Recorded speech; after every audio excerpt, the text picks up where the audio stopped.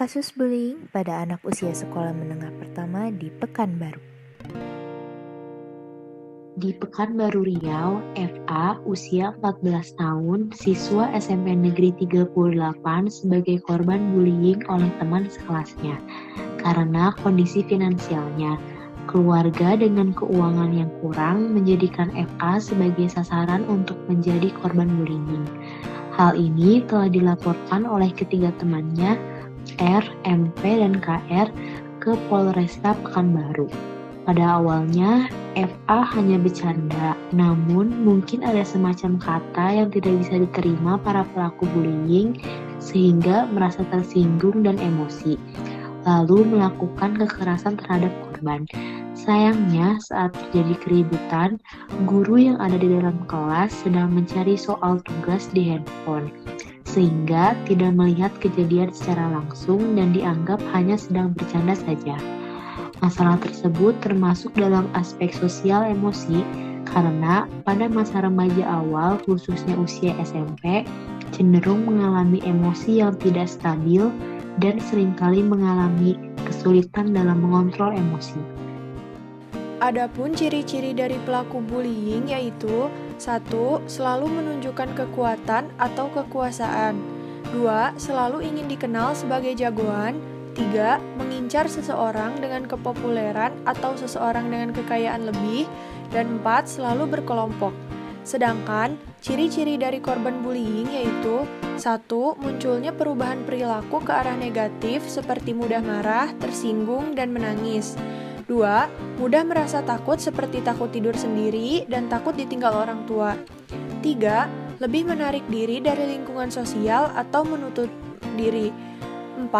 Penurunan minat atau enggan melakukan hobi atau aktivitas kesukaannya. Dan 5. Menolak pergi ke sekolah bukan karena masalah akademis atau menghindari tugas atau ujian, dan prestasinya cenderung menurun karena tidak bersemangat.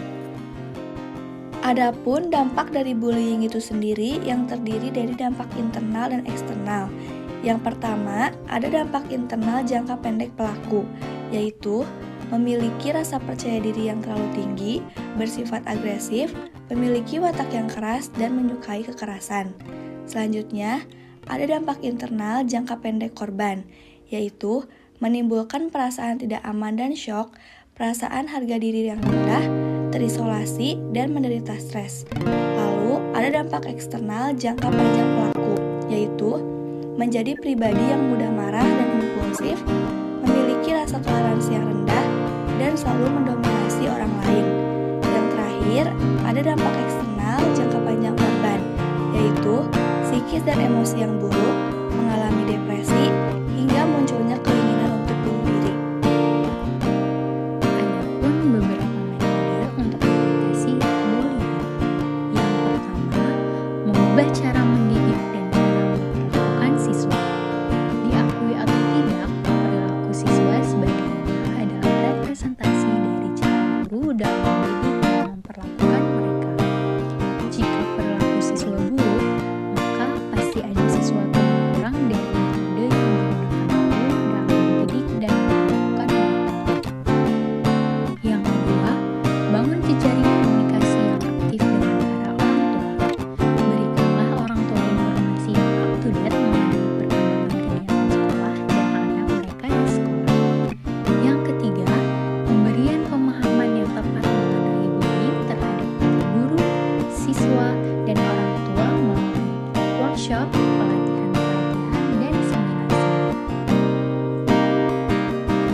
Selanjutnya nomor 4, pencegahan sekaligus sebagai penanganan kasus bullying.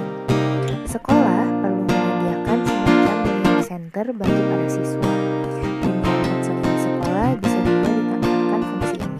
Bagian ini berperan sebagai tempat pengaduan yang sangat rahasia. Contohnya itu ada PIK remaja atau pusat informasi konseling remaja. Dan yang terakhir, mendeklarasikan kampanye anti-bullying yang melibatkan peran aktif semua unsur sekolah, dari para guru, karyawan, siswa, dan para orang tua. Kampanye ini bisa berupa poster-poster anti-bullying.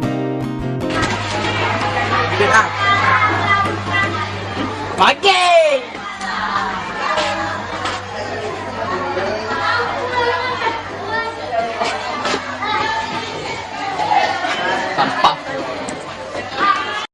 Be a buddy, not a bully.